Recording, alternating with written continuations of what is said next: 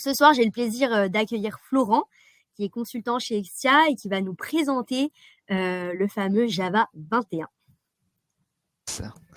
Merci et bonsoir à tous. Merci en tout cas de participer à cette réunion. Donc moi c'est Florent Lebaille, donc je suis tech lead Java là pour un client grand compte chez Extia et je vais vous présenter un petit peu les nouveautés de Java 21. On va voir un petit peu les releases, enfin le nouveau site de release qui est sorti. On va voir un petit peu les dates clés, mais on va surtout se focuser sur les nouvelles fonctionnalités.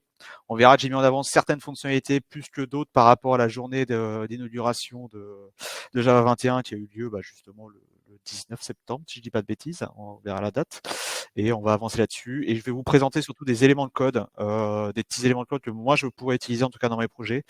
Il y aura également, je vais vous mettre à dispo un dépôt qui build sur Gradle. Vous avez un wrapper à l'intérieur, donc normalement vous avez juste besoin d'installer JDK 21 sur votre poste. On verra pourquoi vous ne pouvez pas installer l'Adoptium, mais vous le pourrez bientôt.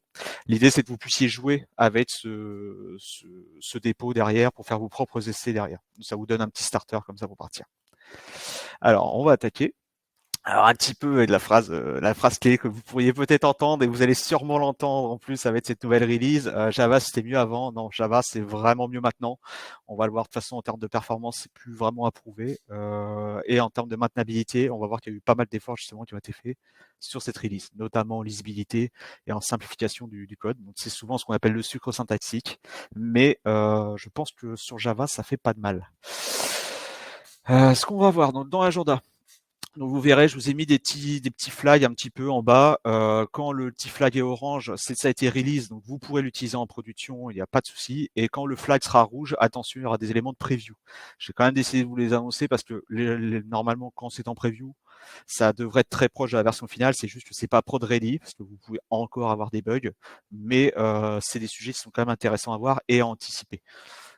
Notamment pour pouvoir mettre des to-do, ce genre de choses, quand vous savez que la prochaine version, vous allez avoir ces fonctionnalités qui vont arriver.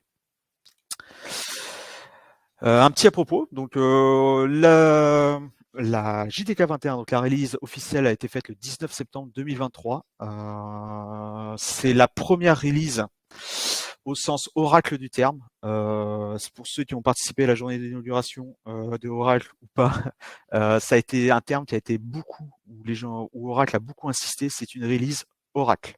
Enfin, c'est une LTS au sens Oracle du terme. C'est-à-dire qu'en fait, ils ont bien reprécisé que toutes les versions de Java, toutes les releases de Java sont des releases stables, entre guillemets, qui sont dénuées de bugs et qui peuvent être utilisées en production pour ce qui a été réalisé. Par contre, effectivement, les cycles de LTS n'appartiennent qu'à Oracle. Donc après, si vous êtes chez Zool, si vous êtes sur un autre vendeur de JDK, les cycles de LTS peuvent être différents. Et bon, il y avait peut-être une phrase cachée derrière, un peu étrange de Oracle. On verra. On l'interprète un peu comme on veut.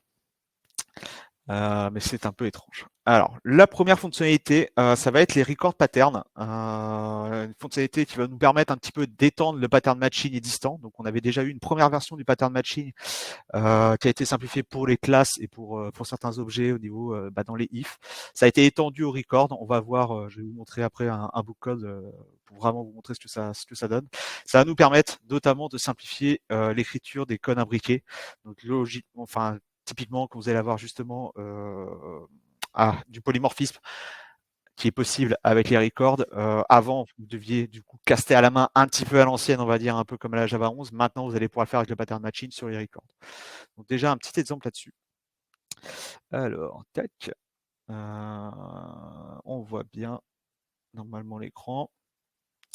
Et ça va, que je vous dise pas de bêtises. C'est bien ça, c'est pas celui-là, c'est celui-là.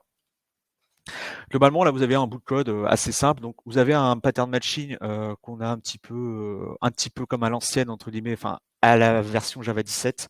C'est-à-dire que là, vous avez un objet personne qui est une classe tout à fait standard, qui derrière a pour enfant une classe customer.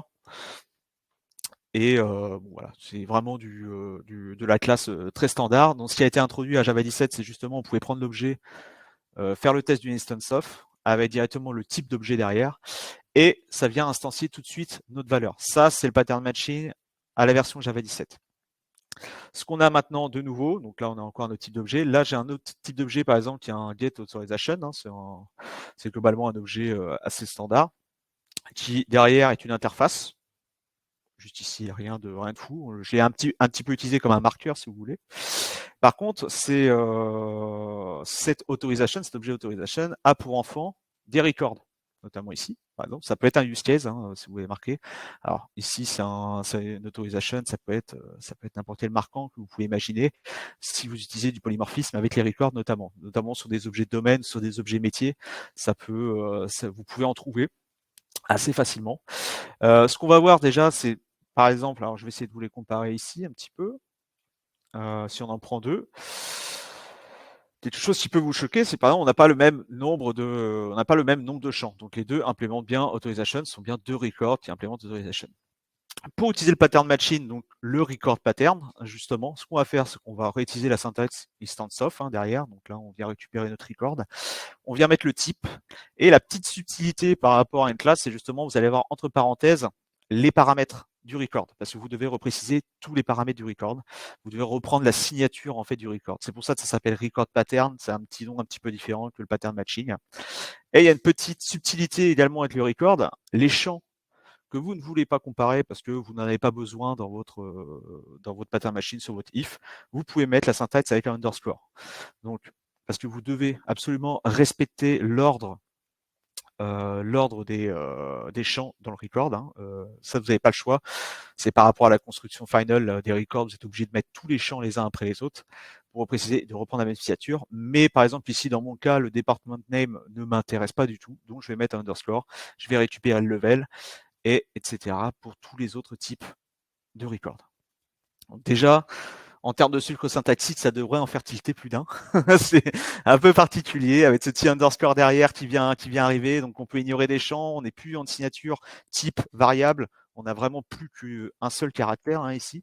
C'est un peu un petit peu étonnant pour une syntaxe Java, mais ça arrive. Et vous avez du coup, après, vous avez autant de types et d'instance of que vous voulez mettre derrière. Mais vous inquiétez pas, c'est que le début. Donc déjà, la première nouveauté. Alors, je vais revenir sur la présentation. Donc on voit que ça va simplifier le code imbriqué parce que vous n'avez plus besoin de caster du coup les records, de refaire un entre parenthèses et de caster derrière, de récupérer les champs. On voit qu'ils ont pensé également l'idée, si vous avez des records, là j'ai des records avec que deux paramètres, mais globalement, si vous avez des objets métiers, vous allez avoir des records avec peut-être 5-6 paramètres. Peut-être qu'il n'y en a que deux qui vous intéressez de comparer. Vous allez pouvoir restreindre et utiliser la fonctionnalité. Sinon, ça aurait été juste illisible en fait. Derrière. Par contre, si vous avez 5 champs à comparer, n'utilisez pas le pattern matching de cette façon-là, naturellement. C'est la JEP 440 qui est release, donc vous pourrez l'utiliser avec Java 21. La suite, Florent, oui. petite question dans le chat Yes. de José. Yes. Ce loadage n'est donc pas typé? Ce loadage n'est donc pas typé. Alors, non. C'est du pattern matching. C'est justement, il va caster l'objet derrière. Alors attends, que je reprenne la tâche. Donc non. Si tu regardes le authorization là, juste ici, hop, je te reprends la signature. Il est absolument pas typé. Est-ce que je me suis pas amusé, tiens, à rajouter des types là-dessus pour voir jusqu'où on pourrait aller. Mais t'as pas nécessité parce qu'en fait, tous tes records implémentent derrière, implémentent juste authorization, c'est de l'héritage léger que vous pouvez faire. Sur les patterns. Vous pouvez pas faire d'héritage entre guillemets lourd, donc d'héritage direct avec du STN. Par contre, vous pouvez implémenter derrière, donc ce qu'on appelle l'héritage léger, et vous pouvez comme ça utiliser pattern matching pour ça. Donc c'est un petit entre-deux. Mais non, il n'y a pas de type particulier. La slide suivante.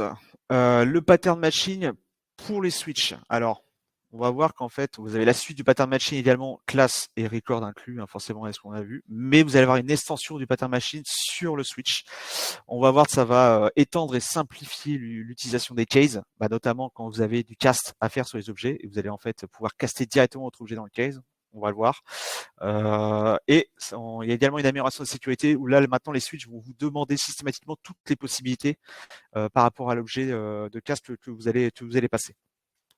Ce qui n'était pas forcément le cas. Après, je suis quand même tomber sur 2-3 exemples un peu border où toutes les possibilités sont pas tant de ça managées. On verra, c'est un peu étrange.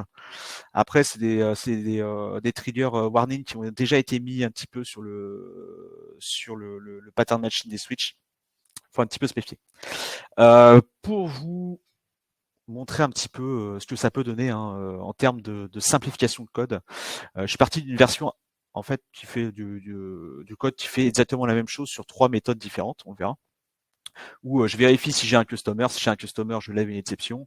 Si j'ai un employé, donc premier niveau de pattern matching, je teste l'employé. Je vais aller tester derrière le type d'autorisation qui est lié à cet employé et je vais appeler des méthodes pour tester derrière ou faire juste un test standard. Là, l'idée, c'est pas de regarder forcément si à l'intérieur. Ce qui nous intéresse, c'est vraiment les nodes matching. Là, on voit, on est un petit peu à l'ancienne. Alors à l'ancienne, ça reste des records derrière. Là, il faut imaginer que c'était des classes, mais on le verra après comment simplifier. Le premier niveau, c'était on imbrique des ifs dans tous les sens, on fait du else if partout avec des instances off, le pattern matching version Java 17. On voit qu'il y a beaucoup d'expressions qui sont pas forcément très utiles. Il y a beaucoup de ifs imbriqués. Là encore, on n'a que 3 niveaux. Si on commence à avoir 4-5 niveaux, on voit que ça va très vite devenir lourd à lire. La première solution, ça va être déjà là avec le record pattern, on va commencer un petit peu à retirer un petit peu de syntaxe, dans le sens où ici, plutôt que les utiliser comme des classes, on va les utiliser vraiment comme des records. Donc je vais pouvoir commencer à retirer des appels de méthode, mais on voit que c'est encore quand même assez lourd à lire, voire ça peut être risqué parce qu'on voit la notation record va peut-être même rajouter encore du sucre, peut-être encore plus. D'où l'intérêt de cette troisième version, qui fait, je rappelle, exactement la même chose, qui va être beaucoup plus simple à lire. Là, on voit que le code est beaucoup plus léger en retirant le if et le else if et en imbriquant les switches. Je dis bien imbriquer les switches parce que je l'ai fait exprès de le mettre ici. Vous avez bien 2 switches imbriqués l'un dans l'autre et qui fait exactement la même chose. Vous avez ici le customer. Dans le cas où on a un customer, c'est là où on a cette nouvelle fonctionnalité qui est le pattern matching pour le switch. On vient mettre le type, la variable, exactement comme si on avait un instance of à la place du case. La lambda, alors c'est un lambda switch, c'est vrai, je ne l'ai pas essayé avec du switch standard en ouverture d'accolade et en 2 petits points case. Mais l'idée, vous pouvez l'utiliser en lambda. Le lambda quand même vient aussi simplifier un petit peu l'écriture, en plus de rendre lazy le call. Pareil, on lève une exception. Dans le cas où je suis sur un employé, alors il y a une petite coquille ici, mais c'est pas bien grave. Normalement, si je dis pas de bêtises, c'est à peu près la même chose. Ouais, voilà, je vais être un petit peu vite quand j'ai refait, mais bon. Maintenant, ça fait exactement la même chose. Donc, j'ai bien un employé, je prends mon autorisation, donc je récupère le type, mon record derrière qui est sous forme d'interface, donc en polymorphisme, et je refais un case où, pareil, je viens utiliser mon record pattern dans le pattern matching du switch.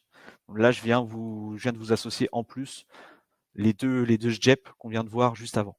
Où là, j'ai directement mon record avec ses paramètres tout de suite castés à l'intérieur et j'ai plus qu'à appeler ma méthode avec l'élément du record qui m'intéresse et l'employé.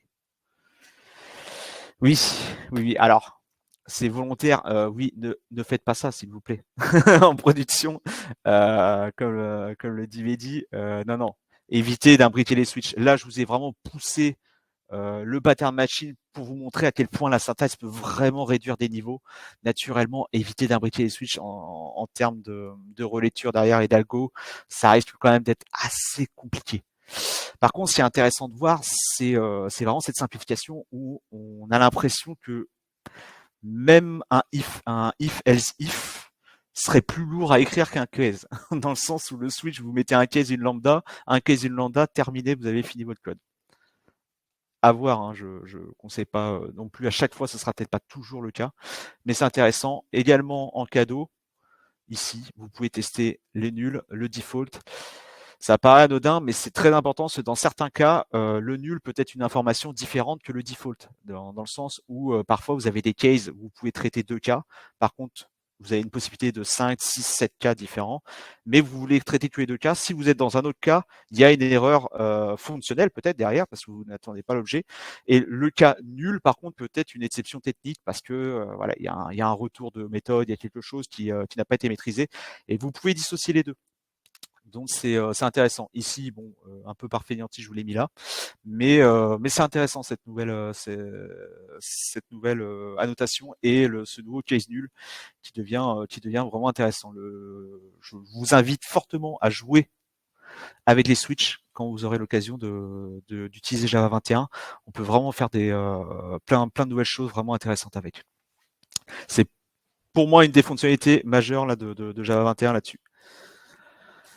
Ça ne vous optimisera pas le code de façon technique, ça va pas non plus réduire de façon monstrueuse tout votre code. Par contre, il y a des chances que dans certaines méthodes, ça vient vraiment rendre beaucoup plus lisible votre code, qui peut être un petit peu intriqué, et même sur du code legacy, ça peut être intéressant. Comme je l'ai mis un petit peu là en petite note, ça a été proposé et raffiné pendant la Java 17. Vous avez la première version, c'était même Java 15, je crois, les premiers switch patterns, si je dis pas de bêtises. Mais voilà, ça a été reproposé en preview pour un 17, 18, 19, 20. Il y a eu beaucoup de discussions, il y a eu beaucoup de gens qui se sont un peu affolés en voyant tout ce sucre syntactique. On voit que le résultat final est quand même assez propre et assez intéressant. Maintenant, ça reste un outil. Comme tous les outils, ça dépend ce que vous en faites. Troisième fonctionnalité. Très important également dans certains use cases, qui a été fortement vendu pour Java 21, vendu souvent à tort sur Twitter comme étant le reactive killer. C'est faux, sachez-le, c'est complètement faux. La programmation réactive est un paradigme de programmation. Les virtual threads, c'est une façon de gérer la concurrence dans Java. Donc vous pouvez faire du réactif avec des virtual threads, ça ne change rien. Par contre, effectivement, si vous êtes allé sur la programmation réactive pour des gains de performance, parce que vous aviez, enfin, en ayant l'idée de gérer des bottlenecks et autres, peut-être vous êtes raté à côté, peut-être vous êtes revenu en arrière, effectivement, c'est pas fait pour ça. Par contre, les virtual threads, eux, vont nous aider à une chose qui va être importante à comprendre là-dessus. Et ça vient du coup du projet Loom. C'est un projet qui a démarré déjà il y a longtemps et il y a eu beaucoup de travaux justement en amont là-dessus. L'idée en fait derrière, ça va être de démarrer des threads. Aujourd'hui, les threads sont verrouillés. Les threads réels que vous pouvez traiter vont être dépendants du nombre de processeurs que vous avez dans votre machine. Ensuite, vous avez, pour pallier un petit peu à ça, on a commencé à créer des pools de threads. Donc, on avait des pools où on mettait tous nos threads dedans et globalement, la JVM et l'exécuteur service derrière s'occupaient de passer de thread en thread quand il y avait des blocages pour pouvoir optimiser un petit peu ce truc-là. Le problème, c'est que le pool a une limite à un moment.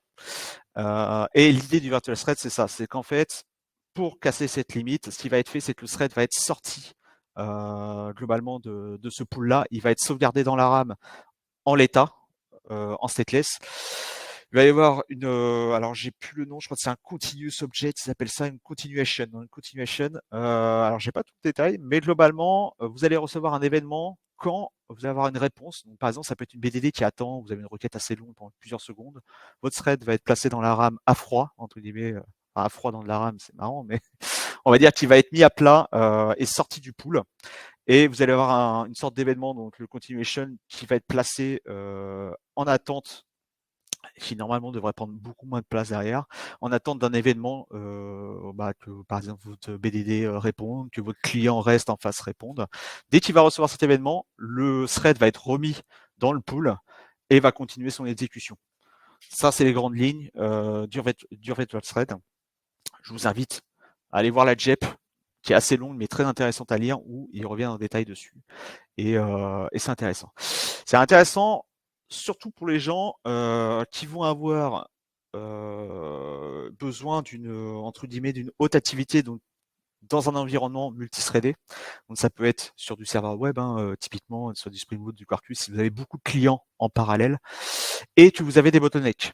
Parce que c'est pareil, si vous n'avez pas de bottleneck, que tout est très lisse et à chaque fois vous faites que renvoyer des hello world, globalement entre un cache de thread pool et un virtual thread et des exécuteurs service lancés sur virtual thread, vous n'allez pas avoir une grosse différence. de performance. L'idée, c'est surtout que vous ayez beaucoup de concurrence et des bottlenecks dans cette concurrence. Là, vous allez voir une différence de performance qui peut être vraiment, vraiment impressionnante derrière. Parce que c'est pareil, si vous faites du serveur web avec du back-office et que vous avez 3 clients qui lancent un traitement toutes les 5 secondes, globalement, vous verrez pas non plus de différence de performance là-dessus. Par contre, si vous traitez des gros volumes de données, notamment, je pense aux ETL, si vous traitez du fichier ou de la BDD, du traitement de données avec énormément de flux concurrents, et c'est souvent des endroits où vous allez avoir du bottleneck parce que vous allez avoir peut être intéressant avec du sprint batch. Oui, ça peut être intéressant avec du sprint batch. Si vous avez des tâches multithreadées, on verra si par exemple sur une étape de vos sprint batch, on revient un petit peu sur cette notion de TL finalement avec du sprint batch, on est un petit peu là-dedans. C'est un des patterns que vous pouvez traiter avec. Si vous avez une tâche, par exemple, qui va, je sais pas, chercher des données en BDD, vous avez une requête un peu grosse qui fait un select un peu complexe, qui a besoin de calcul, et à chaque fois, vous savez, globalement, vous allez avoir du 300, 400, 600 ms de réponse, ça commence à être long aussi. C'est pareil, si vous avez du DMS, globalement, vous n'allez pas avoir un gros diff. Il faut quand même que ce soit des choses assez conséquentes, et que vous en avez beaucoup aussi, c'est pareil, si vous avez que 3 requêtes, c'est pas hyper intéressant, voire ça peut être l'inverse, méfiez-vous quand même, parce que le fait qu'il aille mettre à froid et qu'il mette un continuation comme ça dans la RAM, c'est pas complètement neutre non plus.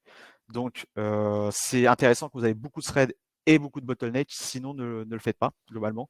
C'est expliqué dans la JEP. Je vous mettrai, il y a également une source à la fin dans l'article, un article en français justement en plus qui vous explique un petit peu tout ça. Mais oui, dans une étape de sprint batch, par exemple, sur un des jobs de sprint batch, si vous avez du traitement concurrent avec justement du bottleneck à cet endroit-là, ça peut être très intéressant. En démonstration, j'ai juste des petits tests. Donc c'est globalement le test qui est fait sur la JEP, et j'en ai trouvé un autre un petit peu sur internet avec du chrono. Alors, pour gagner du temps, je l'ai déjà run un petit peu, mais je vais vous présenter quand même un petit peu le test qui est très très simple, hein, on va pas se le cacher, mais qui simule très bien là où vous allez gagner en fait du temps. Le premier, donc les 2 premiers que j'ai fait, très simple, hein, un exécuteur qui se lance et qui se fait tout seul, qui va balancer à peu près 100 000 threads dans les 2 cas, qui fait juste un slip, donc qui va simuler en fait un petit peu ce bottleneck de je vais attendre devant une seconde, et ben c'est très bien, c'est ça, c'est l'article parfait. Qui va simuler une seconde de latence. C'est ce que je vous disais, déjà sur une seconde, une seconde, ça commence déjà à être costaud, mais ça peut être surtout quand vous avez du client REST, une ressource réseau qui est un peu lente, ce genre de choses derrière. Et là, vous avez la différence. Bon, déjà, sur ces 2 premiers tests qui sont relativement simples, on a déjà, à peu près 10 secondes de différence. Ce qui est déjà assez monstrueux, entre guillemets.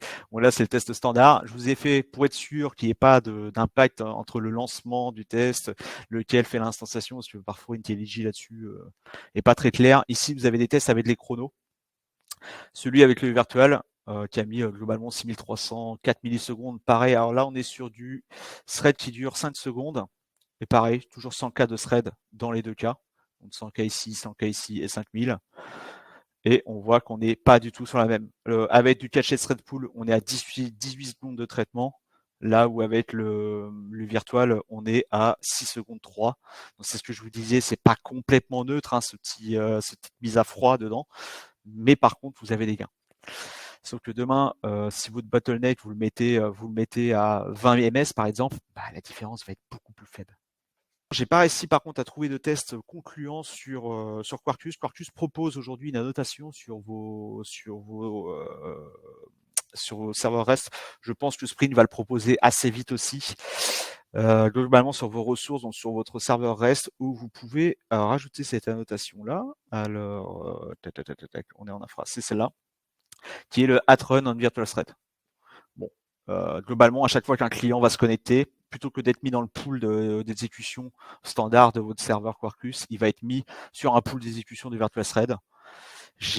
Après, moi, pour le moment, j'ai pas eu le temps j'ai pas réussi à trouver de test concluant. Il faudrait le faire avec du Gatling sûrement, ou faire un tir de test de perf en simulant énormément de clients et avec du bottleneck. Et là, pour le coup, ça peut arriver assez vite parce que vous pouvez avoir une base de données derrière, parce que vous avez de la requête sur du tableau, sur ce genre de choses. Vous êtes en microservice, vous attendez des réponses de plusieurs API, ça peut également être le cas. Et la grosse nouveauté également, c'est là, comme vous avez pu voir sur le code, j'ai juste changé l'exécuteur.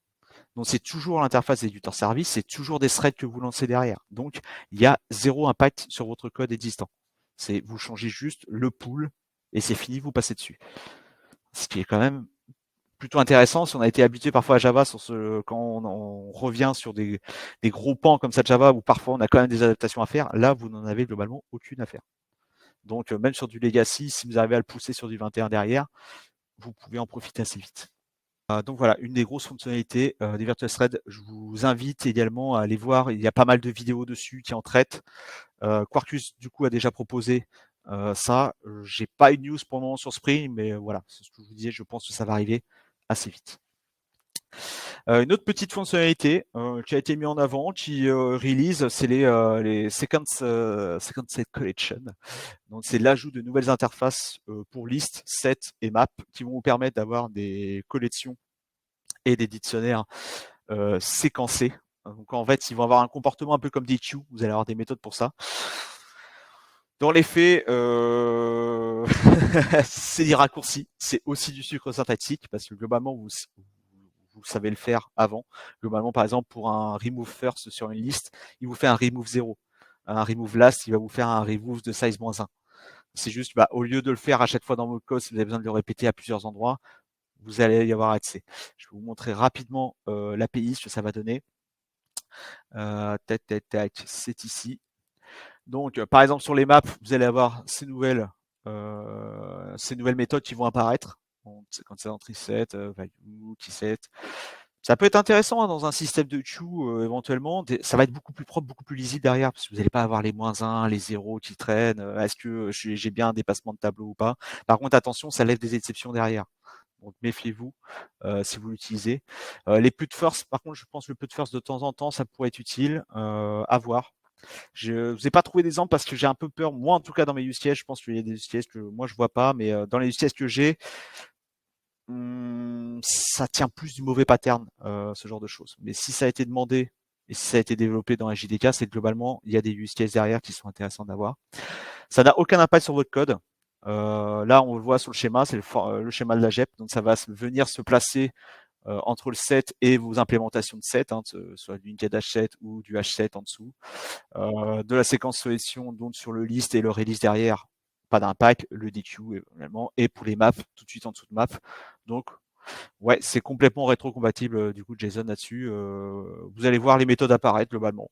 Après, ce que vous allez pouvoir rajouter, c'est potentiellement si vous avez besoin de ces fonctionnalités-là, dans vos retours de méthode, dans vos retours d'interface, d'adapteurs et autres, vous pourrez préciser, vous attendez une collection séquencée et pas une collection standard si vous avez besoin de faire du add first, remove first et tout. Donc il y a peut-être une petite piste là-dedans pour l'usage. Je passe pas beaucoup plus de temps dessus. C'est pas une grosse fonctionnalité. C'est release. Sachez-le, voilà. Si vous avez besoin d'avoir un petit système de queue sur une liste ou un set ou une map, maintenant vous avez des méthodes qui sont sur étagère pour le faire. Et c'est rétro-compatible. Le string template. Donc là, attention, petit wording, c'est du preview, naturellement. C'est quelque chose qui est attendu depuis un moment. On voit qu'il y a des évolutions sur la gestion des strings depuis un petit moment, notamment sur Java, qui ont été demandées parce que c'est vrai, Java était un peu vieillot là-dessus.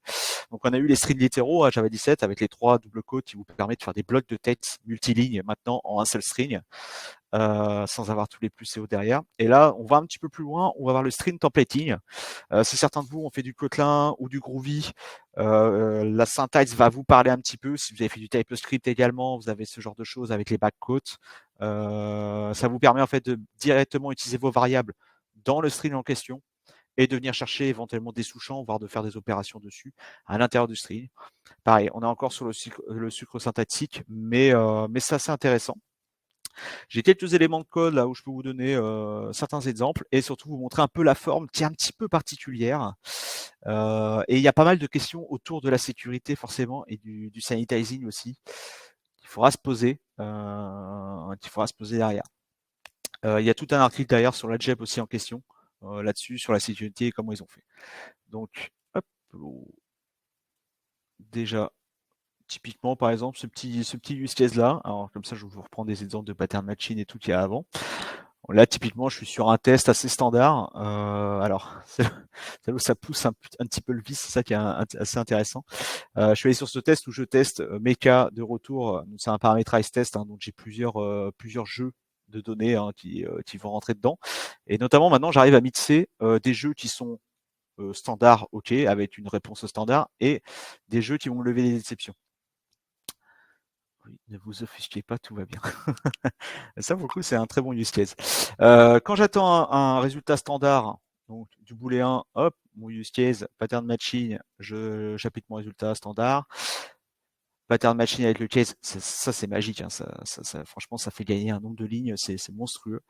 Je teste le bon exception. Eh bien, là, j'ai gardé le ideal state naturellement. Ce sera plutôt du custom, des exceptions custom, et vous pourriez en tester plusieurs. Ça qui est super intéressant aussi. Et là, sur le string template, petite particularité, vous devez choisir un objet de templating, entre guillemets. Vous avez alors 3 templateurs, ils ont appelé ça string template, je crois. Que je vous dise pas de bêtises, voilà, c'est ça, c'est des processeurs, excusez-moi. Des string template processors. Vous allez avoir le STR, le row et le FMT. Très simple. STR, ça vous retourne un string. Donc derrière, en fait, quand vous allez templater, parce que là, vous avez un template, hein, finalement, on a l'impression que c'est un string, mais globalement, c'est un template, il faut le voir comme ça. Et ça va vous retourner le string templaté directement. Quand vous utilisez le row, ça va vous retourner le string template et vous pourrez interpoler, donc c'est-à-dire injecter les variables dans votre string et finaliser le string plus tard. Vous aurez une méthode interpolate, je vais vous montrer un exemple.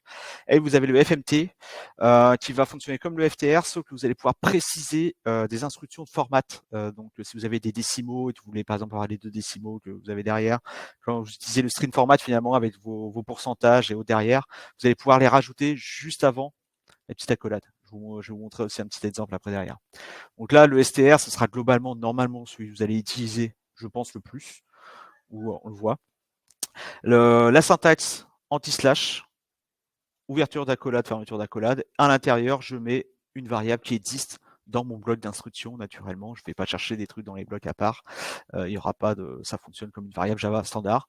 On peut faire des appels chaînés dedans, il n'y a pas de souci. On peut faire un de classe, vous pouvez continuer à faire des choses marrantes dedans. Hein. Naturellement, s'il y a une exception, ce sera une levée d'exception aussi à cet endroit-là. Ce que je peux vous montrer également, alors je l'avais ouvert par là, c'est dans employé. Donc là, pour voir un petit peu le pattern row, donc ce que je vous disais, là, ça va vous retourner le template. Donc c'est là j'ai mis du var, hein, mais ça va vous retourner un objet de type string template, donc de Javalang. Et vous allez choisir, vous pouvez modifier du coup votre template, rajouter des choses dedans, et à la fin vous faites un template pour interpolate. Ce qui revient un petit peu sur du string builder si vous voulez, mais bon, on va pas non plus pas faire trop d'amalgame non plus, mais ça dans l'usage, c'est un peu l'idée du string builder derrière. Et le FMT pour ça, je peux vous montrer directement sur la release. Alors, tac. Vous avez des choses très intéressantes. Donc, n'hésitez pas à regarder également la JEP, la release note de la JDK 21, qui est très complète. Hein. Je ne sais pas si vous voyez, mais il y a quand même beaucoup de choses dedans. Et vous avez un exemple qui est très intéressant ici pour bien vous montrer comment fonctionne le FMT. C'est vrai que celui-là, j'aurais peut-être dû le préparer un petit peu avant. C'est celui-là, voilà. Alors non, ça c'est le STR. Alors là, il vous présente avec du STR, vous n'avez pas de formatage, c'est pas beau, c'est pas ouf. Et si vous utilisez le FMT template processor, justement, vous allez retrouver les instructions format que vous aviez avant, vous avez l'habitude d'utiliser. Si vous voulez afficher des décimaux, par exemple sur 2 décimaux, ce genre de choses, 7 sheets de décimaux, tout ça, et refaire des choses assez propres là-dessus. Donc voilà, normalement, il y a à manger pour tout le monde, ça devrait plaire à tout le monde. On va le faire. Ça reste une preview. Pour le moment, c'est voilà, c'est l'anti-slash accolade. C'est ce qui a été choisi. Ils ont l'air de partir dessus. Ça a l'air d'être globalement la version finale. C'est peut-être sujet à bug ou à des petites modifications. Mais globalement, on s'approche de la version finale. Donc, ne l'utilisez pas en prod pour le moment. Mais c'est quelque chose qui va arriver peut-être dans la version 22 ou 23 de Java. L'idée aussi derrière, hein, c'est ce qu'ils expliquent. Ce templating va permettre, par exemple, de passer des chaînes de caractères avec du templating à l'intérieur sur d'autres langages quand vous envoyez sur de l'API ou autre. On est d'accord, on n'est pas d'accord avec ça, c'est à vous de voir, mais c'est une des conséquences derrière, c'est de rendre parfois les chaînes de caractères plus interopérables entre plusieurs langages ou API. C'était ça, c'est une template. Donc petite fonctionnalité quand même qui est sympa. Une autre fonctionnalité, alors cette fois-ci ça va être compliqué à vous démontrer ça, en plus en 1 heure on n'a pas forcément le temps de tout faire. Ça par contre c'est release, donc ça va être mis en place. Le Generational ZGC. ZGC, alors j'en ai pas mal parlé, vous avez des vidéos justement sur les commits là-dessus, on revient dessus un petit peu dessus. Globalement, c'est un garbage collector. Je vous explique un peu plus le fonctionnement dans la vidéo sur les garbage collector un petit peu avant si vous voulez aller dans le détail. Mais bon, globalement, ZGC, c'est un garbage collector qui vous promet des temps de pause très faibles, voire quasiment nuls. Et on est sur des nanosecondes, peu importe la quantité de mémoire engagée dans votre heap derrière. Donc voilà, du garbage collector à haute intensité et à réponse très rapide. C'est très bien, notamment si vous faites du serveur web, que vous avez beaucoup de concurrence. Donc pas des grosses plages de valeur, même s'il traite des grosses plages de valeur quand même. Il le fait bien aussi. Mais c'est surtout axé sur des temps de pause très très faibles du GC. L'idée de faire du generational GDC, c'est que ZGC ici ne gérait pas les générations. Alors, le générationnel, pour vous faire rapidement le topo, le générationnel, c'est le temps de vie entre les cycles, entre guillemets, de 2 passages de garbage collector. Donc, on va considérer, par exemple, que quand votre variable est montée en RAM la première fois, elle est dans la young generation, c'est une jeune génération. Et si elle survit à plusieurs garbage collector, elle va passer petit à petit dans la old generation derrière. Et après, vous pouvez avoir des niveaux, des paliers intermédiaires suivant comment c'est fait. Mais globalement, c'est ça, c'est son temps de vie entre plusieurs pauses. Et il a été remarqué, donc ça c'est marqué, c'est Stéphane Carlson là dans la JET 439 qui concerne le Generational ZGC, c'est que la tendance, c'est que les objets jeunes ont tendance à mourir vite entre guillemets, quoi. Les young objects tend to die young. Donc globalement, tout ce qui est instancié récemment en mémoire a tendance à être tout de suite libéré dans la foulée. C'est le plus gros des objets qui est fait comme ça. C'est pour ça qu'ils viennent rajouter cette generational ZGC et cette gestion des générations dedans. C'est pour essayer d'éliminer au plus vite encore la mémoire. Ça permettrait de réduire les blocages d'allocation de mémoire, éventuellement les dépassements du heap, les surcharges du CPU liées au GC. À prendre avec des pincettes, parce que quand vous commencez à avoir des surcharges de CPU liées au GC, c'est que vous avez globalement d'autres problèmes que des problèmes de génération. Vous avez trop soit trop d'objets, soit trop de RAM, soit vous, soit vous êtes en train, votre JDK est en train de dégueuler, en train de mourir, donc vous avez d'autres soucis à régler, mais ça vous promet ce genre de choses. Et les performances de ZGC de base seront préservées. Je vous ai mis les 2 petites commandes. Donc la première qui vous permet de forcer l'usage ZGC parce que ce n'est pas par défaut. Par défaut, c'est toujours G1. Et si vous rajoutez en plus l'instruction derrière Z Generational, vous allez activer la gestion des générations sur le ZGC. Donc c'est cadeau. N'hésitez pas à l'utiliser, notamment si vous avez des serveurs à haute intensité, ça peut être assez intéressant. Ensuite, alors, les scope values qui vont être associés à la programmation concurrente structurée. Je ne vous ferai pas de démonstration là-dessus parce que tout simplement au DevFest, donc la semaine prochaine, vous avez José Pomar dont le nom devrait parler notamment à quelques développeurs Java qui s'occupent du blog Java le soir, qui va faire une présentation au DevFest sur la programmation structurée. Donc je pense qu'il en parlera sûrement 100 fois mieux que moi. Donc n'hésitez pas parce qu'en plus le DevFest met régulièrement des reviews, enfin mais quasiment toutes ces vidéos et toutes leurs présentations sur YouTube. Donc là, vous allez avoir quelque chose de complet sur 1 heure qui va vous expliquer ce que ça comporte. L'idée des scope value, ce qu'il faut avoir, ça ne concernera pas tous les use cases. Alors les objectifs de cette JEP, c'est d'avoir, ça reste très simple à utiliser, compréhensible, robuste et performant à voir. Globalement, si vous connaissez l'usage de thread local, vous avez des complexités. C'est quand vous avez besoin de partager une variable, enfin globalement ou des variables, entre plusieurs threads et ce de manière concurrente. Ça pose souvent des problèmes parce que quel thread a raison? Si je le lis à tel moment, est-ce que j'ai la garantie que la valeur qui a été appliquée par le premier sera lue par le deuxième? Vous avez toutes ces problématiques dans le meilleur des mondes, on essaie toujours d'avoir un pattern où chaque thread est autonome et a que des opérations atomiques, mais il y a des use cases où on n'a pas le choix. On a vraiment parfois d'avoir une sorte de variable un peu stateful entre les threads. Les scope values vous promettent déjà d'avoir un partage et d'avoir une valeur figée le long du thread.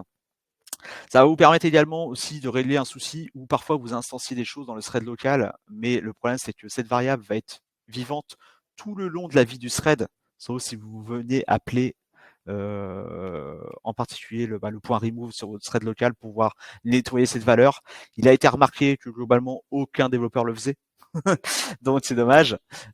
Du coup, le scope value va aussi vous aider à faire ça parce que globalement, vous allez lancer un thread et vous allez dire avant ce thread, dans ce thread-là, tu auras telle valeur pour ce thread uniquement et la durée de vie de ce thread-là à l'usage. En plus, la valeur va être instanciée globalement de façon lazy uniquement quand vous allez en avoir besoin. L'idée étant de vraiment réduire la durée de vie de la variable qui va être très contextuelle, ou en tout cas de garantir la valeur de cette variable dans ce thread-là. Ça va régler plusieurs problématiques derrière. Donc voilà, je vous invite vraiment à aller voir ce thème-là si vous avez vraiment de la programmation concurrente et vous avez ce genre de problématique de partage de données entre les threads. Ça, c'est un sujet qui est très complet, mais qui est super intéressant.